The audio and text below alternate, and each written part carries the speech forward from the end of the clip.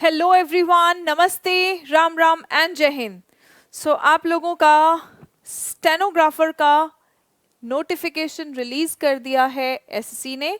और एक बार आज हम लोग पूरा डिटेल में देखेंगे कि हमें इस फॉर्म से रिलेटेड क्या क्या जानकारी होनी चाहिए। ठीक है, तो आप लोगों का फॉर्म सबमिशन जो ऑनलाइन एप्लीकेशन सबमिशन है वो 2 अगस्त से 23 अगस्त तक है। तो आपका एप्लीकेशन स्टार्ट हो चुका है, फटाफट से आप जाके एनरोल कर देंगे। ठीक है, लास्ट डेट आपका 23 अगस्त है, ध्यान रखेंगे। मान लीजिए अगर कोई गलती होगी, वैसे तो कोशिश करेंगे कि कोई भी गलती ना हो, लेकिन अगर कोई गलती हो भी जाती है फॉर्म फिल करने में तो घबराना नहीं है, आपके पास विंडो ऑफ करेक्शन होता है। ठीक है, और window of for application form correction कब होगा? 24 अगस्त से 25 अगस्त तक होगा। ठीक है, अब ये जो एग्जाम है इसका शेड्यूल है अक्टूबर में। अक्टूबर 2023 में आप लोगों का एग्जाम शेड्यूल्ड है होने के लिए। डेट एग्जैक्टली आप लोगों को पता चल जाएगा, नोटिफाई कर दिया जाएगा। ये किस पोस्ट के लिए है? स्टेनोग्राफर की पोस्ट के लिए है। ठीक है, और यहाँ पर 2 पोस्ट होते हैं, post of stenographer grade C. ये स्टेनोग्राफर का ग्रेड सी है, लेकिन ये आता ग्रुप बी में है। Group B non gazetted post है ये।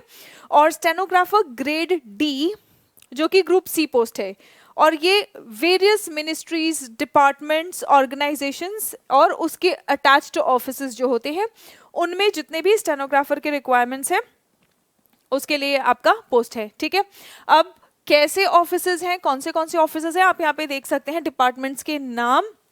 सेंट्रल एडमिनिस्ट्रेटिव ट्रिब्यूनल जो है, central board of indirect taxes and customs, central vigilance commission, department of agricultural cooperation, IMDB है आपका, Indian meteorological department, right, labour, ministry of labour, कुछ departments है, ministries है, organisations और इनके अटैच्ड ऑफिसेज। इन सभी में जो भी स्टेनोग्राफर के रिक्वायरमेंट्स है वो सभी इस एग्जाम से फुलफिल किए जाते हैं। ठीक है, सो आप देखेंगे ministry of external affairs, ministry of defence, ministry of labour, ये सब में जो स्टेनो के रिक्वायरमेंट्स है वो सब इसी एग्जाम से फुलफिल किए जाते हैं। ठीक है, तो आइए चलिए इससे रिलेटेड जो भी इंपॉर्टेंट इंफॉर्मेशन है वो देख लेते हैं।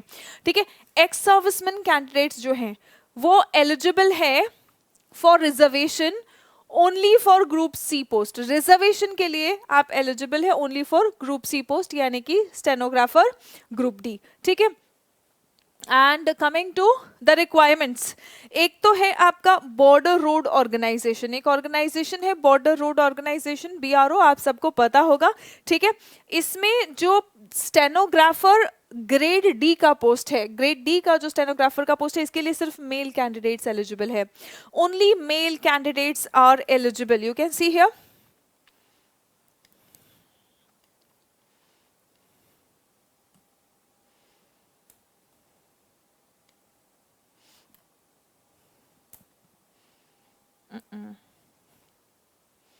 बोर्ड में कुछ इशू है, चले कोई नहीं। आप यहाँ पे देख सकते हैं ओनली मेल कैंडिडेट्स। ठीक है, only male candidates are eligible for the post of stenographer grade D.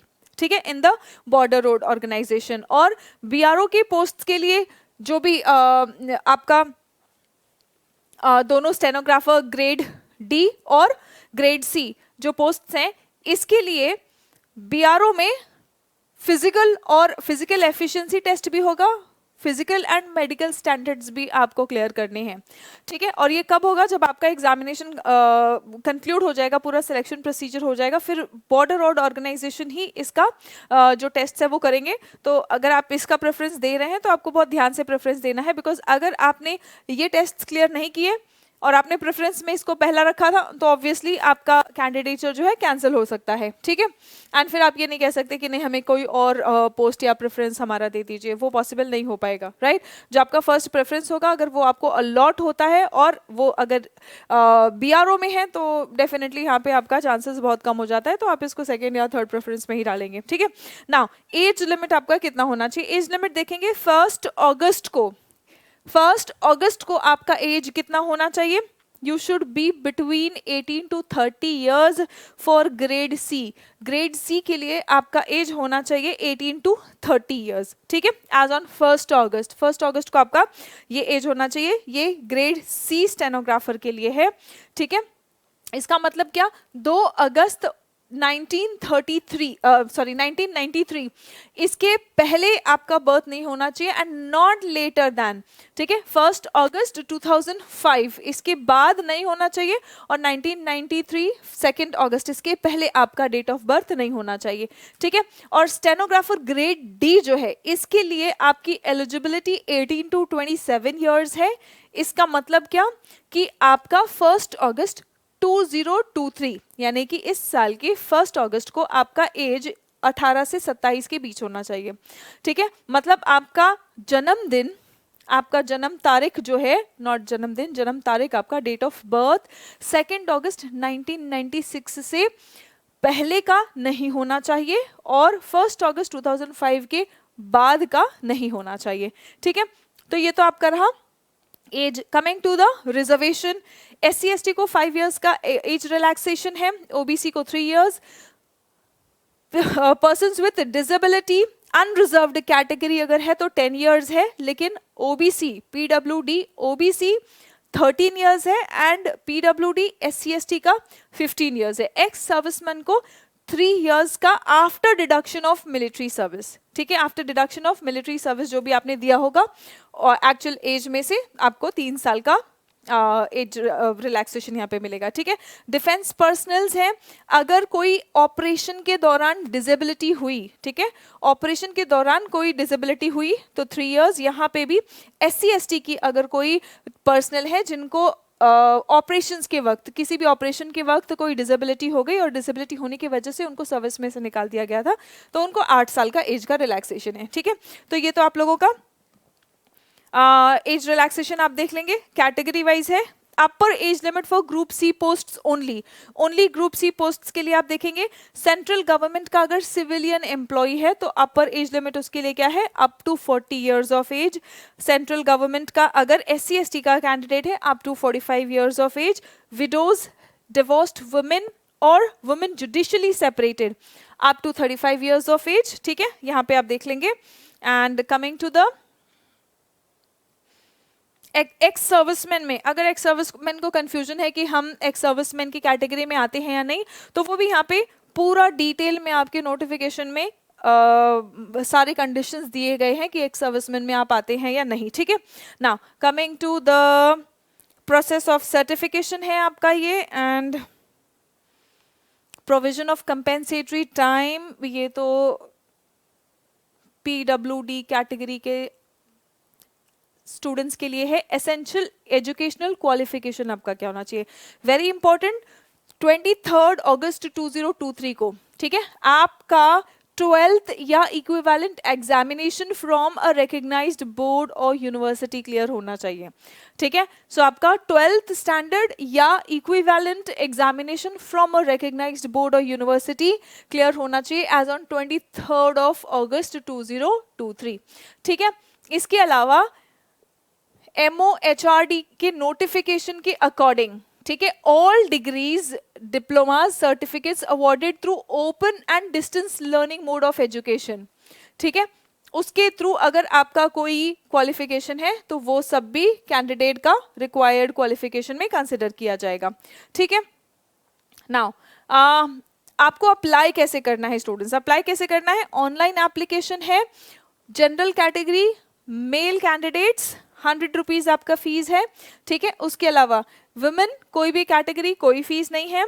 And candidates, any candidates mail और फीमेल बिलोंगिंग टू SC/ST और पर्सन्स विद बेंचमार्क डिसेबिलिटीज, एक तो PWD होता है persons with disabilities, PWBD benchmark disabilities या ex serviceman, आप सभी को भी फीस से एग्जम्पशन है, ठीक है, आप सभी को फीस से एग्जम्पशन है। लेकिन आप ध्यान देंगे कि अगर आपने फॉर्म ध्यान से नहीं फिल किया और आपको फॉर्म में करेक्शन करना है तो फॉर्म के करेक्शन में कोई रिजर्वेशन नहीं है। पहले करेक्शन में आपको 200 रुपए देने पड़ेंगे और दूसरी बार अगर आपको करेक्शन करना है तो 500 रुपीज आपको देना पड़ेगा, वहां किसी को रिजर्वेशन नहीं है।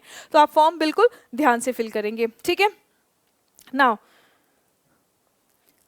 आपका सेंटर्स ऑफ एग्जामिनेशन, 3 सेंटर्स आप चूज कर सकते हैं, ठीक है। A candidate may give option for 3 centers in order of priority within the same region. ये नहीं कि अलग अलग रीजन में आपने 3 सेंटर मार्क कर दिया है, सेम रीजन में ही आपको 3 सेंटर का चॉइस प्रायोरिटी के अकॉर्डिंग मार्क करना है, ठीक है। अब देख लेते हैं एग्जामिनेशन का हमारा स्कीम सिलेबस क्या है। आपका कंप्यूटर बेस्ड एग्जामिनेशन होगा, computer based examination, and the second will be a skill test. जो आपका कंप्यूटर बेस्ड एग्जामिनेशन होगा वो 200 नंबर का होगा, ठीक है। 2 घंटे का पेपर है। जनरल इंटेलिजेंस एंड रीजनिंग, जो आपका रीजनिंग का पेपर है, वर्बल नॉन वर्बल रीजनिंग दोनों है इसमें। रीजनिंग 50 नंबर के 50 क्वेश्चन होंगे। General awareness same 50 questions 50 marks, लेकिन इंग्लिश लैंग्वेज एंड कॉम्प्रिहेंशन है आपका 100 questions 100 marks. This comes to 200 questions 200 marks. 2 घंटे आपके पास है इस पेपर को अटेम्प्ट करने के लिए। एक बात बहुत ध्यान से सुन लेंगे सभी बच्चे, आपका नेगेटिव मार्किंग 1/4 नहीं है, नेगेटिव मार्किंग 1/3 है। इसका मतलब क्या है कि अगर पहले क्या होता था कि पहले अगर आप 4 क्वेश्चन गलत कर रहे हैं तो 1 सही क्वेश्चन का मार्क्स कटता था। अब अगर आपने 3 गलत क्वेश्चन कर दिया तो आपका 1 सही क्वेश्चन का मार्क्स कट जाएगा। 1/3 नेगेटिव मार्किंग है आप लोगों का। And why this change? Because obviously learning options, learning facilities जितना इजी हो रहा है सभी के लिए, उतना ही कंपटीशन बढ़ रहा है। तो कंपटीशन बढ़ रहा है तो कंपटीशन को थोड़ा सा और टफ करने के लिए, नहीं कंपटीशन को नहीं टफ कर सकते हैं, लेकिन यस सिलेक्शन को थोड़ा सा इजी बनाने के लिए। बिकॉज अगर सबके अच्छे नंबर आएंगे, सबके बहुत ज़्यादा नंबर आ रहे हैं, तो कहाँ से सिलेक्शन करना और मुश्किल हो जाता है, right. Tie breaker kind of, मतलब आपसे बेसिकली एक्यूरेसी ज़्यादा मांगी जा रही है। अगर नेगेटिव मार्किंग कम कर रहे हैं ना, तो एक तरह से वो आपसे एक्यूरेसी ज़्यादा डिमांड कर रहे हैं। बिकॉज नॉलेज आज के ऑनलाइन एजुकेशन के ज़माने में नॉलेज सब तक पहुँच रहा है। अब नॉलेज सब तक पहुँच रहा है, लेकिन फिर भी एक्यूरेसी, अगर आप ज़्यादा गलतियां कर रहे हैं तो definitely you are lagging behind, ठीक है। सो बेसिकली आपकी एक्यूरेसी और अच्छी होनी चाहिए, ऐसा डिमांड कर रहा है कमीशन, ठीक है। तो आपका नेगेटिव मार्किंग देखो, there will be negative marking equal to 1/3 of the marks allotted to the question, ठीक है। नाउ ये तो हो गया आपका negative marking. Now coming to the skill test, ठीक है। सिलेबस आपका मेंशन्ड है। वैसे सिलेबस अगर कोई बच्चा जो सीरियस एस्पिरेंट होता है ना, तो वो वेट नहीं करता है कि नोटिफिकेशन आए तब हम तैयारी शुरू करें। नोटिफिकेशन आने के बाद वो लग जाता है बिल्कुल तैयारी में, लेकिन तैयारी उसकी पहले से शुरू होती है, ठीक है। और अगर तैयारी आपकी पहले से शुरू है तो आपको ऑब्वियसली पता होता है। कोई नए स्टूडेंट्स हैं तो definitely if you are appearing for the examination for the first time, तो you can go through the syllabus mentioned in your notification. Now आपका जो स्किल टेस्ट है स्टूडेंट्स, जो आपका स्किल टेस्ट है, वो जो भी बच्चे कंप्यूटर बेस्ड एग्जामिनेशन में शॉर्टलिस्ट होंगे उनका स्किल टेस्ट होगा, ठीक है। स्किल टेस्ट में भी आपको क्या करना है, आपको एक डिक्टेशन दिया जाएगा, ठीक है। आपको एक डिक्टेशन दिया जाएगा 10 मिनट का, ठीक है। और इंग्लिश में या हिंदी में, ये आप अपना फॉर्म फिल करते वक्त मार्क करेंगे कि आपको इंग्लिश में डिक्टेशन चाहिए या हिंदी में। अब आपने जो भी वहाँ पे चूज किया होगा उसी लैंग्वेज में आपका स्किल टेस्ट के वक्त डिक्टेशन होगा और साथ साथ आपको क्या करना है, टाइपिंग करना। आपका स्पीड कितना होना चाहिए, ठीक है। अगर आपने ग्रेड सी पोस्ट के लिए, स्टेनोग्राफर ग्रेड सी पोस्ट के लिए अप्लाई किया है, तो आपका स्पीड होना चाहिए 100 वर्ड्स पर मिनट। और अगर आपने post of stenographer grade D apply किया है तो आपका स्पीड होना चाहिए 80 वर्ड्स पर मिनट। आपके पास दोनों के लिए भी, ग्रेड सी और ग्रेड डी दोनों के लिए भी अप्लाई करने का भी ऑप्शन होता है, ठीक है। And the matter will have to be transcribed on computer. Computer पे आपको ट्रांसक्राइब करना है। ट्रांसक्रिप्शन टाइम अब 80 वर्ड्स पर मिनट एंड 100 वर्ड्स पर मिनट का टाइम तो है, लेकिन क्योंकि लैंग्वेज भी अलग अलग है तो हमारा टाइम क्या है, स्टेनोग्राफर ग्रेड डी इंग्लिश में अगर आप ट्रांसक्रिप्शन कर रहे हैं तो आपके पास होंगे 50 मिनट्स, ठीक है। स्टेनोग्राफर ग्रेड डी हिंदी में ट्रांसक्रिप्शन कर रहे हैं तो आपके पास होंगे 65 मिनट्स। स्टेनोग्राफर ग्रेड सी जहां पे आपको 100 वर्ड्स पर मिनट पर टाइपिंग करना है तो आपके पास आपको ट्रांसक्रिप्शन जो करना है तो आपके पास मिलेंगे 10 मिनट्स कम, 40 minutes. And stenographer grade C Hindi में अगर आपको ट्रांसक्रिप्शन करना है तो 55 मिनट्स, ठीक है। अब आपको, अगर आपने ऑप्ट किया है हिंदी में स्टेनोग्राफी स्किल टेस्ट लेने का, ठीक है, candidates who opt to take the stenography test in Hindi will be required to learn English stenography. आपको अगर आपने ऑप्ट किया है कि हिंदी में मैं स्टेनोग्राफी टेस्ट दूंगा तो आपको इंग्लिश स्टेनोग्राफी सीखना पड़ेगा सिलेक्शन के बाद, ठीक है। और अगर आपने इंग्लिश स्टेनोग्राफी के लिए ऑप्ट किया है तो आपको हिंदी वाला भी सीखना पड़ेगा, दोनों इंपॉर्टेंट है। तो vice versa after their appointment, आपका अपॉइंटमेंट हो गया उसके बाद आपको सीखना पड़ेगा, फेलिंग विच देयर प्रोबेशन में नॉट बी क्लियर्ड। 2 साल का आपका प्रोबेशनरी पीरियड होता है, उसके अंदर अंदर अगर आपने नहीं सीखा तो आप प्रोबेशनरी पीरियड क्लियर नहीं कर पाएंगे, ठीक है। यूजुअली बच्चे क्लियर कर लेते हैं, जो सिलेक्शन कर लिया है तो वो ये तो कर ही लेगा, ठीक है। सिलेक्शन लेने लायक अगर इतनी तैयारी तुम कर लेते हो तो प्रोबेशन पीरियड में बच्चा ये भी यूजुअली क्लियर कर लेता है। बट या यू नीड टू नो कि हाँ ठीक है मुझे ये क्लियर कर लेना है, राइट। अब ये तो आप लोगों का स्किल टेस्ट हो गया, स्किल टेस्ट का हमने सारा डिटेल्स देख लिया है। And after the skill test ये आपके डॉक्यूमेंट वेरिफिकेशन के लिए क्या क्या डॉक्यूमेंट्स चाहिए, आपका मैट्रिकुलेशन, एजुकेशनल क्वालिफिकेशन सर्टिफिकेट, आपका caste certificate, category certificate, person with disability certificate, ठीक है। जो आपके आईडी कार्ड्स, डॉक्यूमेंट वेरिफिकेशन के फोटो आईडी प्रूफ है, उसमें क्या क्या आपका परमिसिबल है, Aadhaar card, voter ID card, PAN card, passport, driving licence, government या स्कूल कॉलेज का आईडी कार्ड, अगर आप एक सर्विसमैन हैं तो आपका गवर्नमेंट या पीएसयू आई कार्ड भी होगा, ठीक है। तो ये सारी चीजें आपको तैयार रखनी है जो आप पर अप्लाई करता है। अब ध्यान रखें पोस्ट्स इन बीआरओ, बीआरओ वाली पोस्ट्स के लिए खासकर आपको ध्यान रखना है बच्चों, stringent requirements of physical and medical standards है, ठीक है। फिजिकल और मेडिकल स्टैंडर्ड्स स्ट्रिंजेंट है, कैसे है, जो बीआरओ में एप्लीकेबल है वही आपको भी फिजिकल स्टैंडर्ड्स और फिजिकल एफिशिएंसी टेस्ट आपको क्लियर करना पड़ेगा, ठीक है। और such physical and medical standards will be conducted after the final selection of candidates by BRO, ठीक है। आपका फाइनल सिलेक्शन हो जाएगा, बीआरओ में जाएंगे, फिर उन्हीं का जो फिजिकल टेस्ट है, मेडिकल और फिजिकल स्टैंडर्ड्स है, उसके अकॉर्डिंग आपका टेस्ट होगा, ठीक है। अब आपका मोड ऑफ सिलेक्शन क्या है, हमने सिलेबस देख लिया, स्कीम ऑफ एग्जामिनेशन देख लिया है, ठीक है, स्किल टेस्ट देख लिया हमने। अब मोड ऑफ सिलेक्शन, आपका फाइनल सिलेक्शन देखो कैसा होगा, minimum qualifying marks, computer based examination जो है उसका मिनिमम क्वालिफाइंग मार्क्स है, ठीक है, 30%, अनरिजर्व्ड कैटेगरी के लिए 30% है, ओबीसी और इकोनॉमिकली वीकर सेक्शन के लिए 25% है, ऑल अदर कैटेगरीज के लिए 20% है। मतलब मिनिमम इतना तो आना ही चाहिए, अगर इससे नीचे है तो भी आप डिस्क्वालीफाई है, इससे ऊपर एक बार आप जाते हैं फिर उसके बाद में आपका मेरिट लगना शुरू हो जाता है, ठीक है। और वो मेरिट जो जो बच्चे क्लियर करते हैं फिर उनको बुलाया जाता है स्किल टेस्ट के लिए, ठीक है। Based on the computer based examination candidates will be shortlisted category wise to appear for the skill test, ठीक है। जो जो पोस्ट्स आपने फिल किया है उन पोस्ट्स के लिए आपको स्किल टेस्ट के लिए फिर बुलाया जाएगा, ठीक है। स्किल टेस्ट जो है ये मैंडेटरी है, आप स्किप नहीं कर सकते हैं, स्किल टेस्ट मैंडेटरी है लेकिन क्वालिफाइंग इन नेचर है, मतलब स्किल टेस्ट के बेसिस पे आपका सिलेक्शन नहीं होगा, आपका सिलेक्शन होगा यही कंप्यूटर बेस्ड एग्जामिनेशन के बेसिस पे, लेकिन आपको स्किल टेस्ट क्वालिफाई करना है, ठीक है।